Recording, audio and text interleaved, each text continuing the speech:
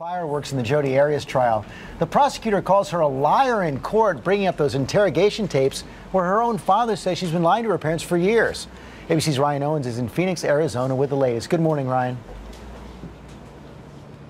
Good morning to you, George. You know, with the possible exception of Jodi Arias herself, no witness is more important to her self-defense claim than the domestic violence expert that's on the stand right now, and you can bet the prosecutor knows it. If she is manipulative with men, you would agree that Travis Alexander was a man, right? I said she was. Yes or no? Another day of verbal combat between the feisty prosecutor and the defense psychotherapist who claims Jodi Arias was a victim of domestic violence at the hands of her ex-boyfriend, Travis Alexander. You didn't talk to Mr. Alexander, did you? No, I did not. You didn't talk to any of the other witnesses, right? No, I did not. The only person that you talked to was the defendant, right?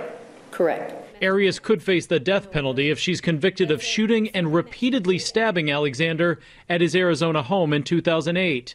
The 32-year-old admits to killing the Mormon businessman, but says it was self-defense. I want you to answer my questions. Prosecutor Juan Martinez says Arias invented the domestic violence and that Alice LaToilette is blindly accepting her story. Martinez told the jury even Arias' own father knows she's a liar, as he said in this police interrogation tape after his daughter was arrested. She's never been honest with us since then, and she was probably 14 then. The jury didn't get to see that tape, but the judge allowed questions about it.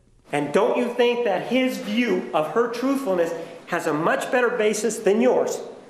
He has a much longer history with her. The prosecutor's strategy of portraying the expert as gullible worked with Arias' last witness. Martinez shredded the credibility of psychologist Richard Samuels, who diagnosed Arias with PTSD based on one of her many lies. Perhaps I should have re-administered that test. But a male prosecutor verbally attacking a female witness who has spent her life helping domestic violence victims, that's risky business, as Martinez found out. If you were in my group, I would ask you to take a time out, Mr. Martinez. So there you have it. This witness has now been on the stand for a solid week. She will be back there this morning. And later this week, we expect she will finally get to those questions from the jury. And Elizabeth, we've talked about this before. It is so fascinating to watch these jurors scribbling on pieces of paper as she testifies, then passing them and putting them in the basket. She's got a whole pile of those waiting for her. Elizabeth? She sure does. And I was in the court last week, Ryan. They're paying very close attention, those jurors. Very, very close attention. They are. Should be interesting. Thanks so much.